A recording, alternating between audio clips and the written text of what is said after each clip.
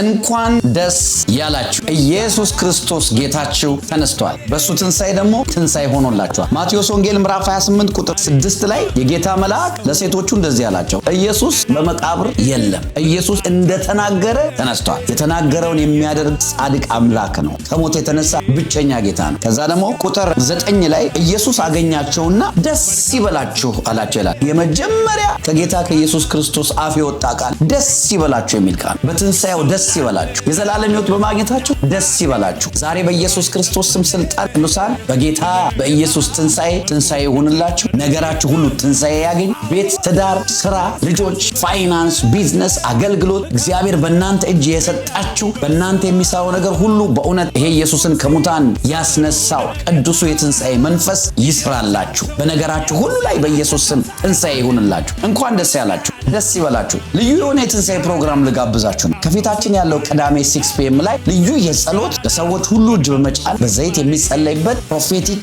የትንሳኤ ሰርቪስ ነው። ጾም ጸሎታችን መዝጊያ ነው። እንዲሁም ደግሞ እሁድ ጠዋት 11 AM ላይ ልዩ የሆነ የትንሳኤ ፕሮግራም ነው። የትንሳኤ ሴሌብሬሽን ትንቢታዊ ጊዜ ነው የሚሆነው። የጸሎት ጊዜ፣ የእወጃ ጊዜ ነው የሚሆነው። እንዲሁም የደስታ የአምልኮ ጊዜ ነው በሁለቱም ቀን የሚሆነው። ሰዎችን እየጋበዛችሁ ይህን የትንሳኤ ጌታ ኑና አብረን እናምልከው፣ እናገልግለው፣ ኑና እናንግሰው። ኢየሱስ የእግዚአብሔር ልጅ ጌታ ነው። ኢየሱስ ከሞት ተነስቷል። ቅዳሜ 6 PM እንዲሁም ደግሞ እሁድ 11 AM እንገናኝ። ሰዎችን እየጋበዛችሁ ኑ። ፋሲካችን ክርስቶስ ታርዶልናል፣ ከሞትም ደግሞ ተነስቶልናል። አሜን። ተባረኩ።